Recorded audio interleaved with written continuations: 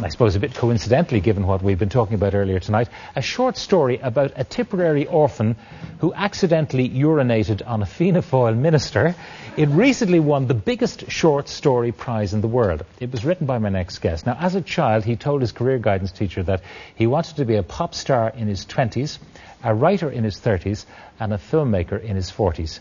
He's just turned 40, and the film script is underway. Will you welcome, please, Mr. Julian Gough.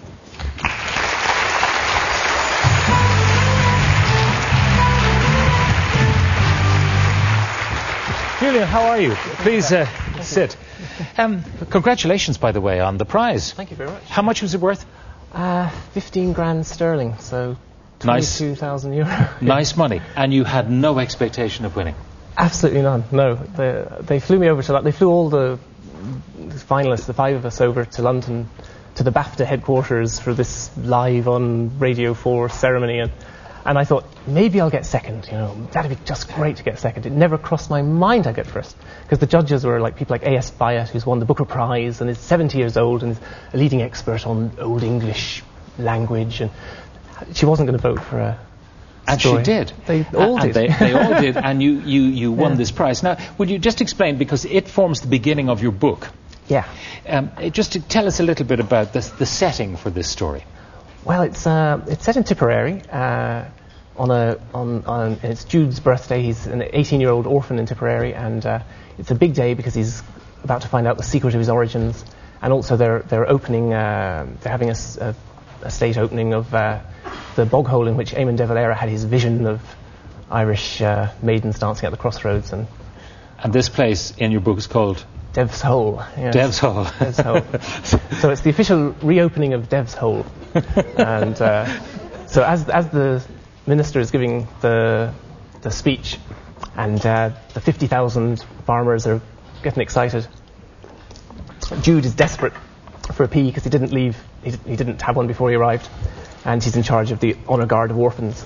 And so he sneaks behind the curtain to have one in this, what he thinks is a long drop toilet for the minister's convenience. But unfortunately, as the minister launches into the finale and says, I officially reopen Dev's Hole. Remember, a vision of Ireland came out of Dev's Hole, and they open the curtains and he's peeing in it. The font of the Irish nation. Yeah. He's peeing in Dev's Hole. He's peeing in Dev's Hole, so yes. And inadvertently then, when he's taken by surprise, he pees. He turns around. Don't turn around while you're in the middle of peeing in Dev's Hole. And pees on the minister. And pees on the minister. Whose name is also de Valera. Yes. Yeah. And quite how they voted for it.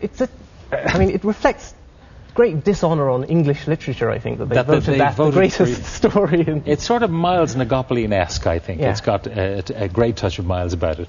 If that is intended as a compliment, by the way. Yeah, no, I love Miles Nagopolin. Yeah. Now, you were born or brought up in Tipperary, isn't that so? Yep. What was the Tipperary you knew growing up? Wow, the Tipperary, well, there was no economy. I mean, I was born in London because of Eamon de Valera's economic policies. And my parents were from Tipperary, and we came back because my dad he got a job as the second county fire officer for North Tipperary. And when we came back to Tipperary, the fire station in Cloughjordan, for instance, was a wheelbarrow and a ladder in a shed about that high. That was it? That was it, yeah. And you threw 5 hoses into the wheelbarrow, and it had hooks to hang buckets of water on the sides, and you pushed the wheelbarrow to the fire. And that was the fire station. So this is not that long. That's the 1960s. Yeah. But it's changed so fast. It's unbelievable. Like my mother remembers electricity arriving in Tipperary, and now she's emailing her cousins in Australia, digital photographs of. You had a very unusual reaction, I believe, to the Father Ted series. Well, I don't think it was that unusual in Tipperary. Like a lot of people, I think, in Tip, when I first saw Father Ted, I thought it was a documentary. Because the English think it's comic, it's incredibly inventive comedy, and the Irish know it's gritty realism. This is how it was. Yeah. Your ambitions, which I recounted there, to be a pop star in your 20s, a writer in your 30s, and a film director in your 40s, and the script, as I say, is underway. The business of being a pop star, you weren't going to be any old pop star, though, were you? Well, I mean, pop is trite. That's the nature of pop. Pop is stupid. That's the problem with pop. And literature is boring. That's the problem with literature. So I wanted to fix both. I thought pop music could be more intelligent and literature could be more rock and roll. So, yeah, that was my ambition in life. And it didn't kind of work out that well, did it? It turns out there isn't really a great market for literary pop songs. Yeah. Did you have any hits? We had one hit. We had a top 10 hit, yeah. What was it called? God knows why. It was called Galway and Los Angeles. And what was that about? Well, that was actually a song set in this room and just beyond it, which is a weird coincidence to be talking about it now. Go on. What was the scenario? Well, it starts off, I was in TV reception waiting for a taxi, which I could not afford, when in spun you, BP and a camera crew through revolving doors.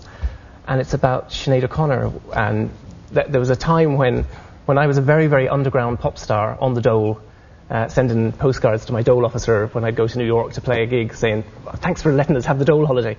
And she was having #1 hits around the world. And we bumped into each other going through the revolving doors in RTE. And the gap was very interesting to me. It was because, I mean, you know, she was a global rock star. You couldn't be more famous than her, and you couldn't be more obscure than us as a band, Toasted Heretic. So I wrote a kind of a love song. Yeah. Yeah, and we shall hear it later on because we're going to reprise this song for the first time in God knows how long. Yeah. The whole life story so far for you has been of periodic riches, like the 15 grand that have come your way, and most of the time stony broke. Well, periodic is right. I mean, I've been rich. I've earned more than the industrial wage for I think 3 years out of the last 40, and the rest of the time I've been either on the dole or less. So, yeah, I was on the dole for 10 years in Toasted Heretic.